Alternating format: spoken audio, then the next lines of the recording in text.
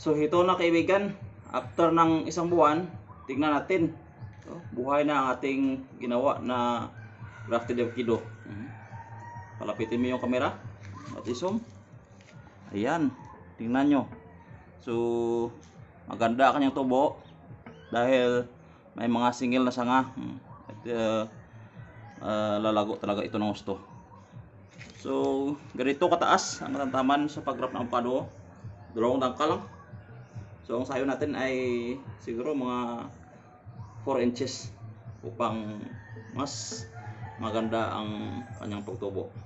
So ganyan lang kasimple. So available po ito sa ating Bisaya mga plantersry. Ngayong araw mag-graft tayo ng avocado upang mapadali natin ang kanyang pagpamunga. So alam nyo ba kung hindi natin ma-asexual propagation itong uri na halaman ay aabot ng 10 na taon bago sa magbigay ng mga maraming prutas. So kung sa ganitong pamaraan ay mapashortin natin o mapababa ang taon at ito ay umabot lamang ng 3 taon bago sa magbigay ng maraming bunga.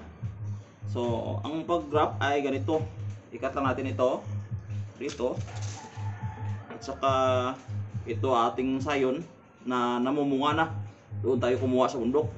Ang variety na ito ay tatawag na pilit lakitan. So medyo slide lang natin. So kung matapos natin i-tulisin ito medyo big, mag-slice tayo sa ating stock. Yan. Saka insert ito. Ayan o. Pag ganyan na, yun natin. Taliin natin upang hindi mag-transfer o lumabas ang tubig. Kailangan ito ay sarado na hindi siya makasingaw. Kailangan mabilis. Ganito. Ganito lang kasimple ang pag-graf ng ating avocado. Ganyan. And then lagyan ito ng cellophane upang hindi lalabas ang moisture. So paglipas ng isang buwan, tingnan natin kung ano ang resulta.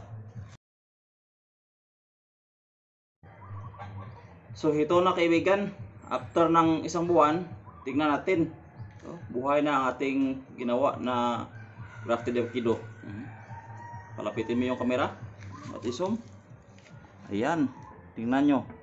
So maganda kanyang tubo dahil may mga singil na sanga. At lalago talaga ito ng gusto. So ganito kataas ang katamtaman sa pag-graf ng avocado. 2 dangkal lang. So ang sayo natin ay siguro mga 4 inches upang mas maganda ang kanyang pagtubo. So ganyan lang kasimple. So available po ito sa ating Bisaya mga plantersry.